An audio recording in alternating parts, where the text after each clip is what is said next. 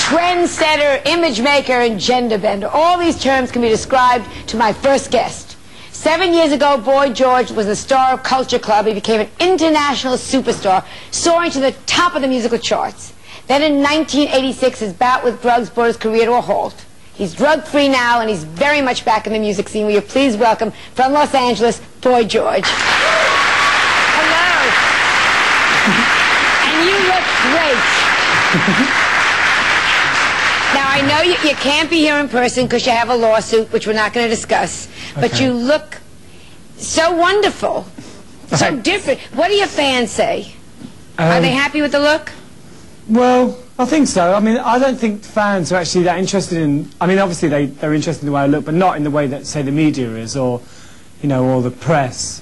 Because Melissa, my daughter, had literally in her class 4 children that dressed like you for a year, with the locks and everything. Those fans, are they disappointed that you look adorable but so different now? Well, I think it's just like a progression, do you know what I mean? I mean, I think people prefer it because, I don't know, I've been doing a bit of sort of going around to radios and stuff, and they seem less intimidated, which is a shame because I like intimidating people. Yeah, well, you still do, don't worry. But all right. When you and I met, we met about, what, 6 years ago in London. At that time, you were the press's darling. You were on the front page. Every day you did something, and they loved you and they adored you. Then came the drugs and came everything, and the press turned totally on you. Well, actually, it started a long time before the drugs thing. Did it? I mean, that was kind of like the pinnacle of it, but they started to call me a fat pig and things like that a couple of years before that, you know. I mean, I think when you're really successful, they want to know a lot of things about you, and they'll do anything at all to find out what they can, you know. I mean, I was on holiday once in Jamaica, and a woman turned up and said she wanted to interview me, and when I didn't, she went back and she wrote the most hideous things about me. So I think it's just a thing that you have to always be aware of, you know. You were terribly young. How old were you really hit? I was about 21. 22. And I mean, be superstar worldwide. Do you think you were very naive with the things you did then that you wouldn't do now? You're a little wiser, a little older. Well, I suppose there are things that I wouldn't have done then, but wouldn't do now that I did then. But I think that those experiences have made me a better person, you know. I mean, obviously, one of my biggest problems is that I've got a big mouth. Yes, but that's why I love you. That's why America, people like to have you be outspoken, you know. Yeah, but, you know, I think sometimes I've been a little bit too generous with my conversation with the media, and I think that when you give too much, it's usually a mistake, you know. I mean, I'm a little bit more reserved now. I say as much, but in a different way. What about you had some people around you. We could, you know, we're talking now. We're not going to mention names, but you had a group of hangers-on that were just bad news. Some of them, really bad news. I know. I think, you know, it's just something that I think we all go through that in a way. Did you get rid of that group? Yeah, I do. I mean, you know, I think those people are kind of like my lower self. Yeah, but are they still around? No, not. No, did they disappear when a lot of the good times left? Did they leave you?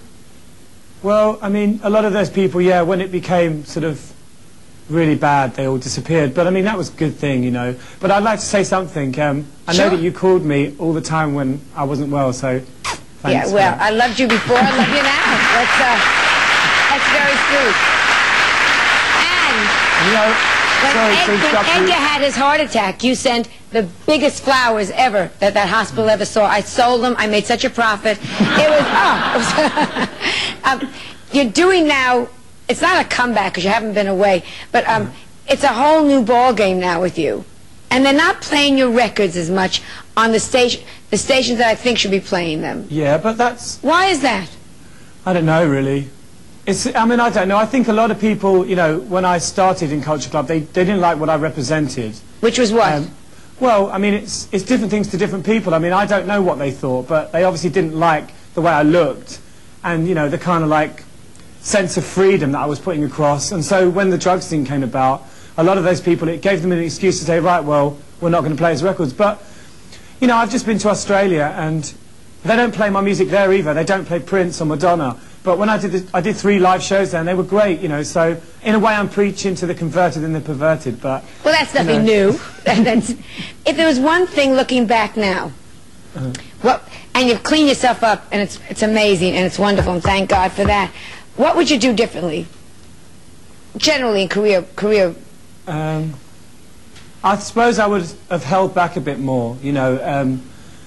All the best pop careers are built on illusion, you know. I mean, the reason why people are so obsessed with Michael Jackson is because he's not available. Right. But having said that, you know, part of my appeal is that I'm quite available. What about money? In many ways. But we won't go into that either. What about money? You made so much money, just ton. Was it wisely invested, or did you just have a good time, a crazy youth? I don't know. I don't really have a lot of respect for money. I mean, I think that, although it's easy for me to say this, I don't think it really makes you happy. You know, I think that's something, I don't think it's really anything to do with being a pop star. I think as you get older, and I'm not that old, but you get older, you realise that it doesn't make you happy. I mean, obviously it helps, but, you know, I don't know really. I don't think that it's important. I make enough, you know, but do you have any left from the big bucks? I have a bit. What do you call a bit? Because you're single, I'm single, we can really talk. What do you call I have, like, enough. Enough, thank God. But I won't say, you look great, you look healthy, the new music is wonderful. I wish you such great success and happiness, and good for you. Thank you.